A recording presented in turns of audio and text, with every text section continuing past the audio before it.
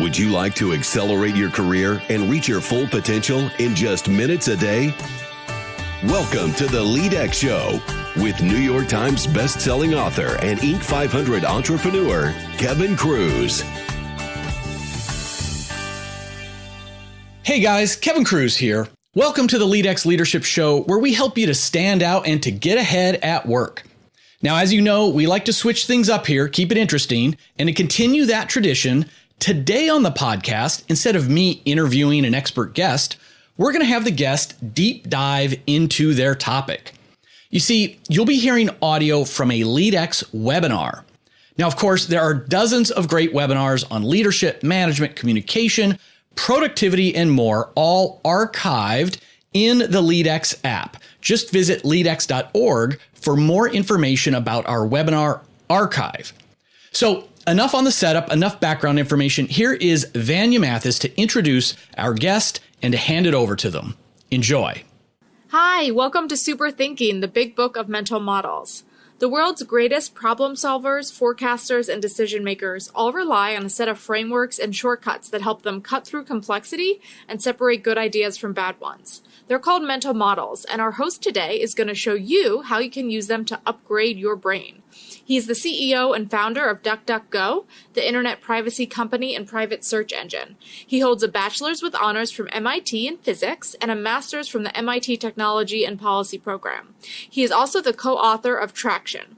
Please welcome Gabriel Weinberg. Hi, everybody. My name is Gabriel Weinberg, and I'm here to tell you about mental models and super thinking. So I prepared a presentation for you. And first, just a little bit more about me and my co-author, who also happens to be my wife. So I am the CEO and founder of DuckDuckGo, which is an internet privacy company that helps you protect your information online, but I'm not talking about it today. I'm also the co-author of Traction, another book on marketing, and I have a undergrad and grad degree from MIT in physics and technology and policy, which is kind of economics, law, and public policy. And my wife and co-author's name is Lauren McCann. She's a statistician and researcher who has a PhD in operations research and statistics, also from MIT, undergrad in math. And her focus has been in the bio area. So she works at GlaxoSmithKline for the past 10 years or so before writing this book. And has been published in places like the New England Journal of Medicine.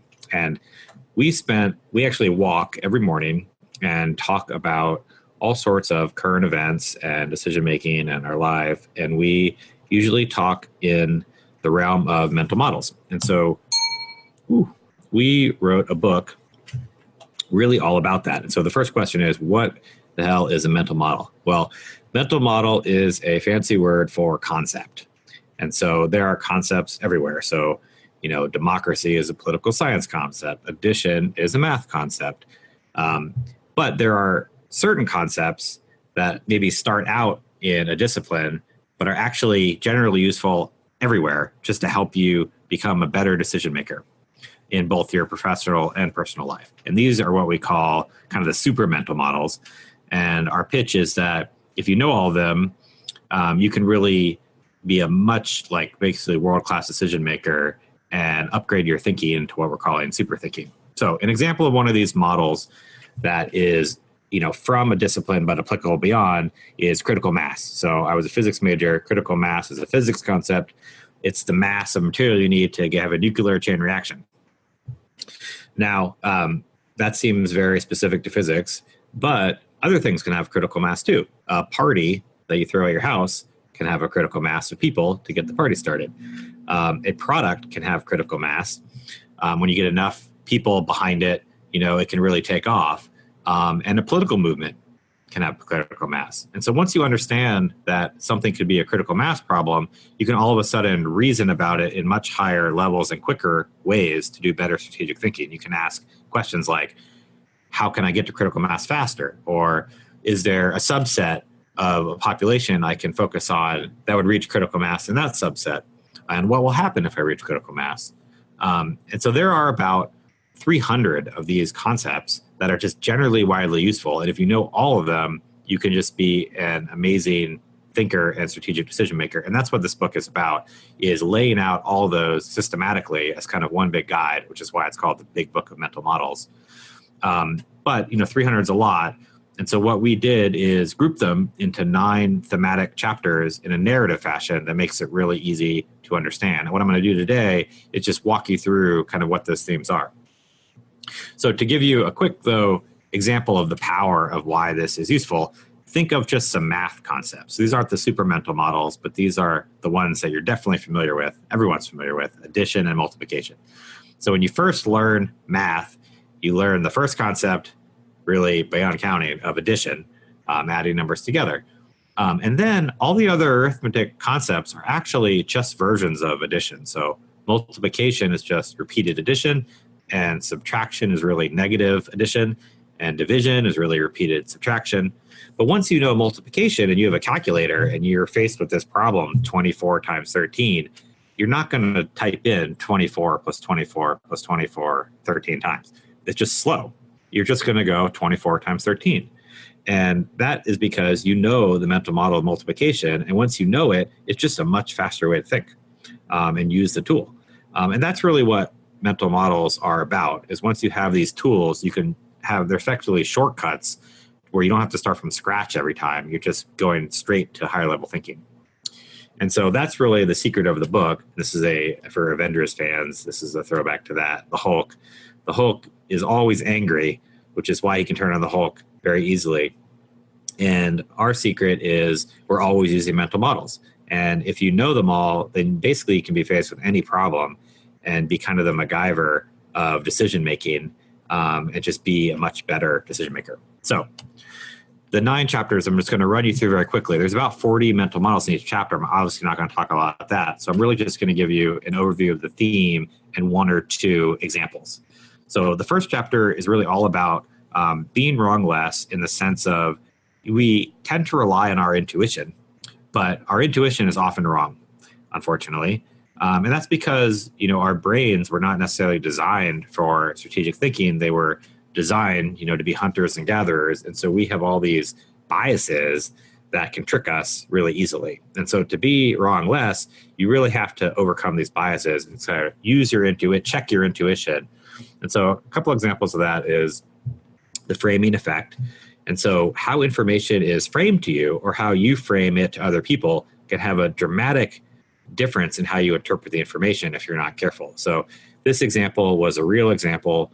It was in a really unfortunate incident where some officers went to the wrong house on a suspicion that a criminal was in there, but the people were not a criminal, and they were kind of antsy, and there was a dog that barked, and all these shots went off, all from the officers, killed the dog, and one of the officers shot another officer.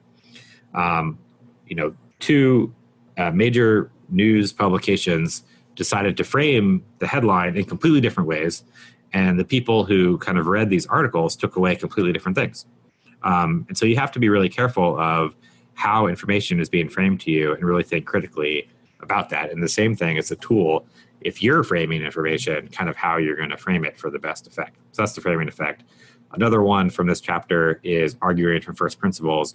This is a scene from Apollo 13, great movie, where there's a malfunction on the ship and they need a part that they don't have. And so on the ground in Houston, they take all the parts that are on the ship and they say, we got to turn this somehow into plugging into this. And that's what the guy's holding up 2 things. And what they had to do is go back and think without assumptions, what can we do with the core ingredients to come up with a solution? And that's really what arguing first principles are. It's throwing away all your assumptions and really arguing why we should do something from basic principles. And writing those down really helps you overcome all your biases, because you really can't take anything for granted. You have to justify everything from scratch. So that's chapter 1. Chapter 2 is all about unintended consequences. And so the idea here is that, there are a lot of things that happen and people are like, well, I could never have predicted that. But that's generally not true with unintended consequences. There's a lot of mental models that you can predict if you kind of know that you can use to predict unintended consequences if you know what you're looking for. A couple examples of that. One of my favorites is called the Streisand effect. This is a picture of Barbara Streisand's mansion or one of her houses that she didn't want anyone to see. And a photographer took this aerial photo, and literally no one had looked at the photo. It had been downloaded 6 times on this photographer's website. But then she sued the photographer to get it taken down. And all of a sudden it became, the photographer went to the press. It became a national news story. Then the photographer made it public in the domain. And so now it has a name. Not only is everyone available to see it, it's actually in the public domain. So it's on Wikipedia, and there's an effect named after it. And the Streisand effect, therefore, is something where you try to basically cover it up, and it draws way more attention than if you just left it alone in the first place. And so this happens time and time again. And it's something to watch out for in terms of, it's an example of one of these unintended consequences that you could avoid if you kind of think about this mental model. Another example, which is kind of in the news now, is herd immunity. And so the idea here is really came about in vaccines, where enough people in a community are vaccinated, then you can prevent, outbreaks. And it turns out, like a lot of measles outbreaks right now, you need 95% of the community to be vaccinated. If it goes below that threshold, which is called the herd immunity threshold, you can get an outbreak. But beyond that discipline, the same thing applies for like rules in your organization. If people aren't sticking to the processes, you can easily devolve into chaos. And so you need some kind of threshold of people buying in to following things, or else you can get outbreaks of kind of bad behavior. So the third chapter is all about productivity, spending your time wisely. All the mental models around doing that. Really kind of the theme model for the chapter is leverage, which is a concept from physics of using a small amount of force to move a much bigger mass. And as it applies beyond that, it's basically thinking of, what are the small amount of effort I can do or put in to get a lot of results. And that's really the theme of a bunch of mental models of thinking about how to do that. One example of that is what's called the default effect. And it really is saying that defaults matter. And this is a graph of organ donation rates across different countries. And countries that have a default opt-in model versus a default opt-out model just have dramatically higher organ donation rates, because you have to opt out versus opt in. And so when you know that, and you're designing any kind of process or product, thinking about what the defaults are is like a key mental model to really effectuating whatever change you want. The fourth chapter is all about kind of models from nature that are really applicable outside. So, mass, others, from kind of physics and engineering are inertia. Things that have a lot of mass have a lot of inertia. And so if they're moving with any kind of momentum, it's actually really hard to change. And so as a metaphor, there are lots of business processes, whole businesses, whole industries that have a lot of inertia. And if something you can recognize a lot of inertia, you realize that it's going to be really hard to change that thing. On the flip side, you can create processes yourself that have a lot of inertia, and you kind of want to do that because once you establish something that has a lot of inertia, it will also be hard to change, and you can benefit from that inertia. One way to operationalize that is this other concept from engineering called the flywheel, which is something where it's a big wheel that's really heavy and really hard to get going to spin. But once you got it spinning, it retains its energy, and it's very hard to get it to stop. And so when you think about that mental model, you want to do something where you can incrementally improve it and make the flywheel go faster and faster and faster, and it compounds on itself in your processes. A good example is Amazon. One of the reasons they've gotten so big is they had low prices, and then they could attract a lot of customers, and then that fed into getting more scale so they could make prices even more low and deliver things to you faster and attract more suppliers onto their market. And it's one big flywheel that is really hard to stop or change. So chapter 5 is all about statistics. And the basic idea here is that, numbers are a way of life, and they're increasingly more a way of life in terms of understanding what is real, what is truth, and what is not truth. And a little kind of graphic cartoon to help you understand that is, the opposite of kind of using statistics is anecdotal evidence. And some people like to say, well, statistics can be made to do anything and say anything. And while that's true, it's still better than anecdotal evidence. And you can, if you know the right mental models, you can wade through the actual statistics and understand what's underneath them and see for yourself what's actually truth and what's not. So you can separate kind of the wheat from the chaff. And so I'm not going to go into this, but the book actually explains these things finally without math and equations, really. So anyone can really understand these concepts and pick apart kind of statistics and things you see every day about research studies and kind of understand exactly what they're talking about. And more importantly, whether they're kind of BSing you or not. One kind of example of this that comes up a lot and is a fallacy, one of the main fallacies, is correlation does not imply causation. So this is a silly example from the site Spurious Correlations, which I suggest you go to because it's very funny, where bedsheet tanglings in the US is directly very correlated to cheese consumed per capita in the US. Now, are those things causally related? No, absolutely not. But this is a cautionary tale to say that you can find correlations in a lot of things, but unless you know the mechanism or have any reason to believe they're causative or have a study that proves they're causative, you should really take it with a grain of salt. So chapter 6 is all about decision models and thinking about ways to upgrade the current decision model most people use, which is the pro-con list, with a bunch of other better decision models like cost-benefit analysis, decision trees, scenario analysis. We kind of walk through all of those different models you could use as replacements. And why you might want to do that is this model of local versus global optimum. So if you think of like an array of hills, and the top of the biggest hill is the best place you could possibly be, the global optimum, you don't necessarily want to get stuck on a local optimum, kind of the top of a smaller hill. But if you don't see the full landscape, you may think you're getting higher and higher on the small hill, and maybe you are, but you don't really see that there's a bigger hill out there that could be even better. And so some of these decision models are about trying to understand the landscape and figuring out how to get on that higher hill. And one of the other kind of key fallacies that come up in this, as just another example, is garbage in, garbage out. So this is a illustration cartoon about that. And what it says is if you have any kind of decision-making model, whether it's a pro-con list or something better, and you put garbage into it, just kind of bad data or assumptions, or you're missing things, you're just going to get garbage out too. And so you have to be really careful of what you're putting into your decision framework. Chapter 7 is all about, remember there's 9 of these, dealing with conflict. So it's the models about how you deal with adversarial situations, which unfortunately are a regular part of life and business, and kind of all the things that come up with that. And so one of the things that happens all the time, another cartoon for you, is influence models. So you go into Target maybe for one item and you leave with 50. It's because you were kind of influenced to do that. And there are a whole set of actual mental models that are broken down that really explain how this influence occurs that you can both watch out for and then potentially use yourself.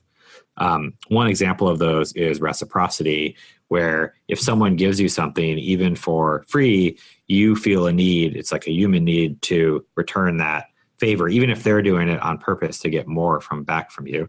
This is just an example of if you donate to a campaign, you're much more likely to get access, even though you're supposed to get similar access just for being a constituent. Chapter 8 is all about managing models and managing people and growing yourself and others just to be better at your career and whatever you want to do.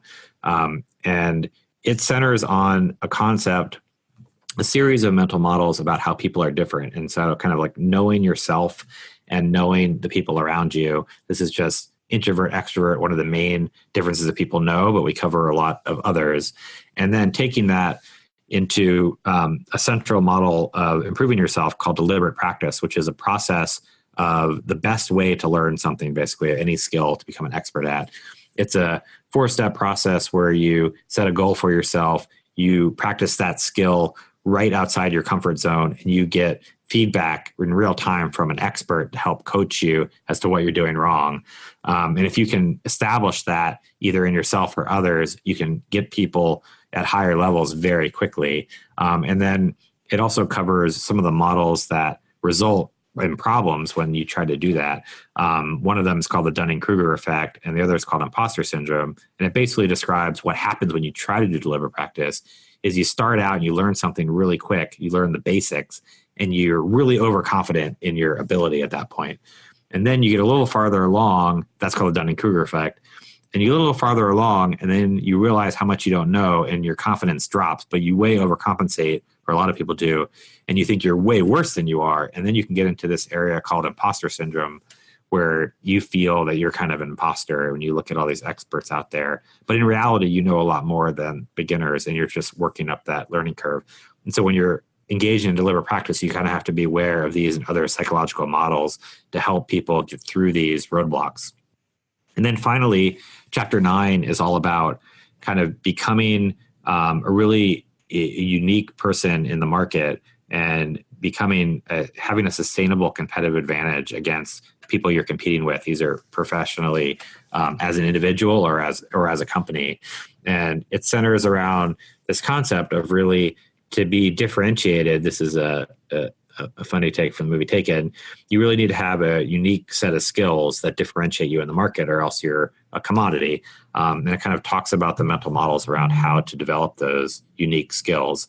And then also how to use those skills to get kind of outsized returns. This is one example of a model around that, where if you think of to get an outside return, you really have to make a bet that other people aren't making, because if everyone thinks the same way, you're not going to get a huge return with that. But if you're right about something that no one else is doing, you can really stand out and produce really outsized returns.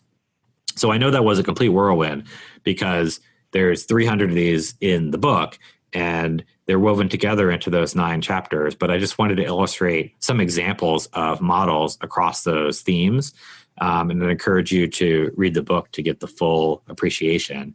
And if you do that, I'll kind of end with a main takeaway here, which is another model called the circle of competence. It comes from Warren Buffett.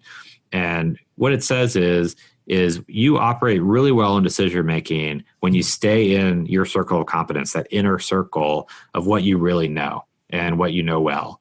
And when you venture out of that circle of competence, you start to make poor decisions. And you make really poor decisions in that second ring, where you think you know something a bit. It's kind of like that Dunning-Kruger effect, but you're not really in the circle of competence. And what mental models do when you kind of know and learn all of them is it increases your circle of competence drastically for decision making and general problem solving. And that's what we hope to do for you with this book. And thank you very much. Friends, if you like this episode of the LEADx Leadership Podcast, please take a minute, leave a rating on iTunes or Stitcher. Ratings are invaluable for attracting new listeners. And I like to convert those listeners into leaders, because I'm on a mission to spark 100 million leaders in the next 10 years. And if you want to become the boss everyone fights to work for and nobody wants to leave, check out the LEADx platform with Coach Amanda at leadx.org. And if you have 10 or more managers who could use some binge-worthy training, send me an email at info@leadx.org, LEADX.org, and we'll talk about getting you set up with a totally free pilot for those managers. See if they like it. If they don't, that's fine. We go away. Part as friends.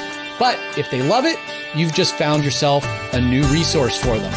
Remember, leadership is influence. You're always leading. How are you going to lead today?